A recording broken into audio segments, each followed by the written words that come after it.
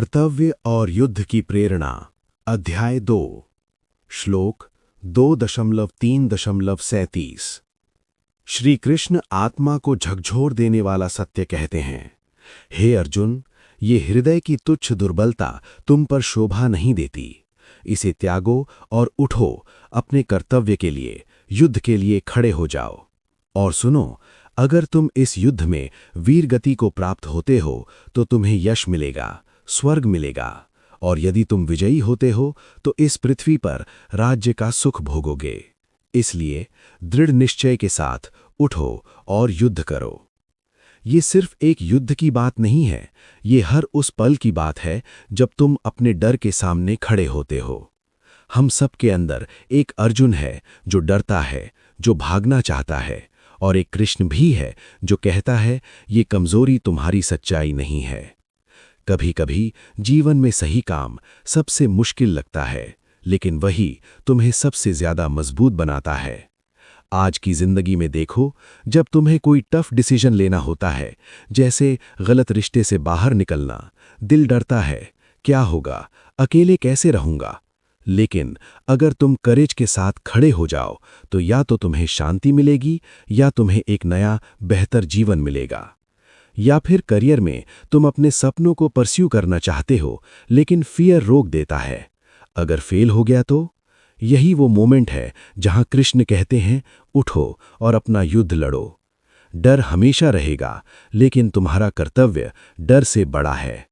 और जब तुम अपने कर्तव्य के लिए खड़े हो जाते हो तो फिर जीत या हार दोनों ही तुम्हें महान बना देते हैं।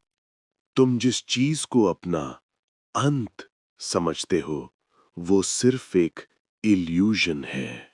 तुम शरीर नहीं हो, तुम वो हो जो कभी खत्म नहीं होता। श्रीमद् भगवद गीता के अध्याय 2 श्लोक 20, 22, 23 में श्री कृष्ण एक ऐसा सत्य बताते हैं जो मृत्यु के डर को हमेशा के लिए मिटा देता है।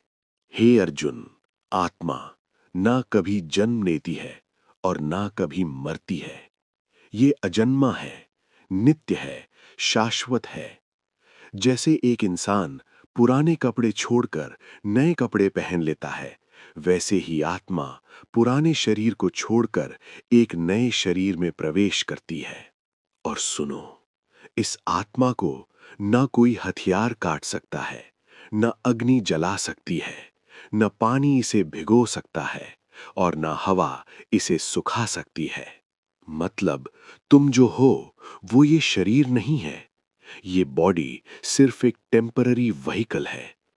असली तुम वो हो जो हर परिस्थिति के बाद भी बचा रहता है। हम डरते क्यों हैं?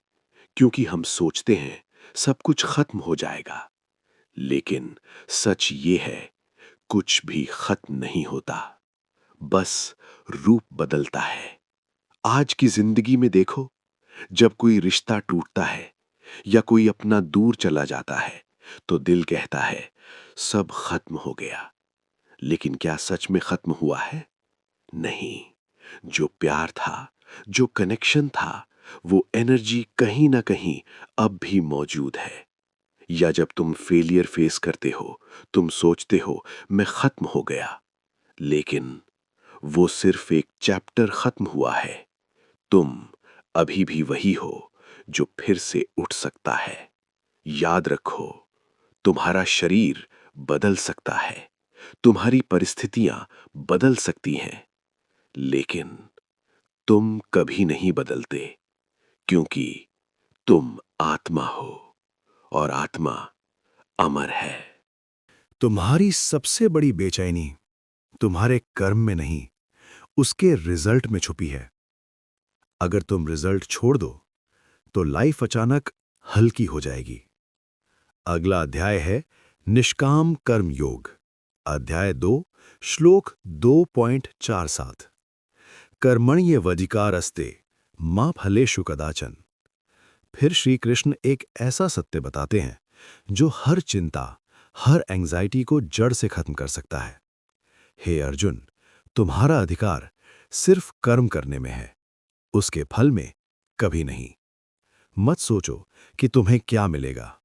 मत डराओ खुद को, अगर ऐसा नहीं हुआ तो बस अपना कर्म करो, पूरी ईमानदारी से, पूरी लगन से। हमारी ज्यादातर परेशानी काम करने में नहीं होती, बल्कि उसके रिजल्ट को कंट्रोल करने की कोशिश में होती है। हम फ्यूचर को पकड़ना चाहते हैं, जो हमारे हाथ में है ही नहीं, और इसी वजह से प्रेजेंट भी खो देते हैं। जब तुम रिजल्ट छोड़ देते हो, तो तुम्हारा फोकस प्योर एक्शन पर आ जाता है, और वहीं से रियल पीस शुरू होती है। आज की दुनिया में देखो, एग्जाम देते समय तुम पढ़ाई से ज्यादा मार्क्स के बारे में सोचते हो। क्या होगा, कितना आएगा, और इसी डर में परफॉर्मेंस गिर जाती है। लेकिन अगर तुम सिर्फ पढ़ाई पर फोकस करो, पूरे प्रेजेंस के साथ, तो रिजल्ट अपने आप बेटर हो जाता है। या फिर जॉब में तुम काम कम, प्रमोशन और सैलरी ज्यादा सोचते हो, और फिर फ्रस्ट्रेशन बढ़ता है।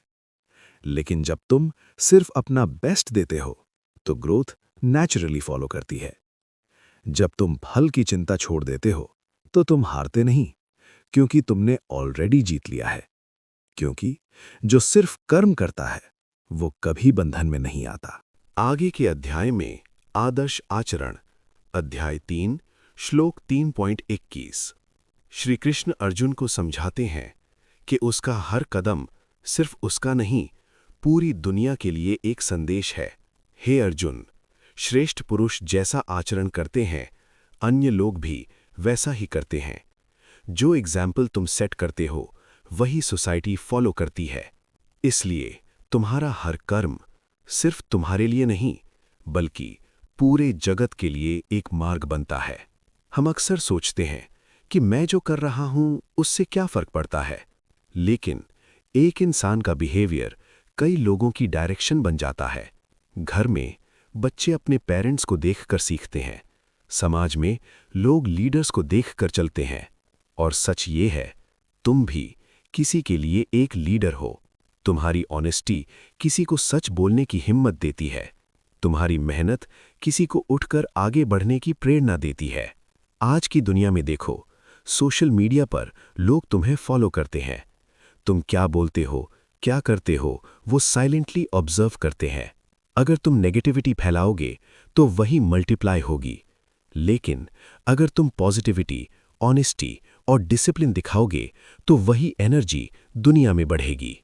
या फिर एक सिंपल एग्जाम्पल, अगर तुम ट्रैफिक रूल्स फॉलो करते हो, तो शायद कोई और भी तुम्हें देखकर वही करेगा। छोटे एक्शंस बड़े बदलाव लाते हैं। तुम्हारी लाइफ सिर्फ तुम्हारी कहानी नहीं है, वो एक मैसेज है जो दुनिया पढ़ रही है। इसलिए ऐसे जियो कि तुम्हें देखकर लोग सही रास्ता चुने। आगे का अध्याय में आत्म उत्थान, अध्याय 6, श्लोक 6.5। श्री कृष्ण एक ऐसा रहस्य बताते हैं जो इंसान को अंदर से बदल देता है। हे अर्जुन, मनुष्य को चाहिए कि वो स्वयं अपने आप का उद्धार करे, खुद को नीचे गिरने न दे, क्योंकि तुम्हारी आत्मा ही तुम्हारी सबसे सच्ची मित्र है, और वही तुम्हारी सबसे बड़ी शत्रु भी बन सकती है। ये चुनाव हमेशा तुम्हारे हाथ में है। हम अक्सर ब्लेम करते हैं, मेरी सिचुएशन खराब है, लोग मेरे खिलाफ हैं, लेकिन सच ये है, सबसे बड़ा युद्ध हमेशा हमारे अंदर होता है। तुम्हारा माइंड या तो तुम्हें ऊपर उठा सकता है, या फिर तुम्हें नीचे खींच सकता है। जब तुम डिसिप्लिन चुनते हो, जब तुम सही सोच को पकड़ते हो, तब तुम अपने फ्रेंड बन जाते हो। लेकिन जब तुम फियर, लेजीनेस और नेगेटिविटी में डूब जाते हो, तब तुम खुद के एनिमी बन जाते हो। आज की जिंदगी में देखो, जब तुम्हें सुबह उठकर कुछ बड़ा करना होता है, एक आवाज आती है, थोड़ा और सो जाओ, और दूसरी आवाज कहती है, उठो, तुम्हारा गोल तुम्हारा इंतजार कर रहा है। यही तुम्हारा इनर बैटल है। अगर तुम पहली आवाज को चुनते हो, तो तुम खुद को नीचे ले जाते हो, लेकिन अगर तुम दूसरी आवाज को सुनते हो, तो तुम खुद को ऊपर उठा लेते हो। या फिर जब तुम नेगेटिव थॉट्स में फंस जाते हो और खुद को ही डाउट करने लगते हो, तब भी तुम खुद के अगेंस्ट खड़े होते हो। याद रखो, दुनिया तुम्हें उतना नहीं रोक सकती जितना तुम खुद को रोकते हो, और जिस दिन तुमने खुद का साथ देना सीख लिया, उस दिन कोई भी तुम्हें गिरा नहीं पाएगा।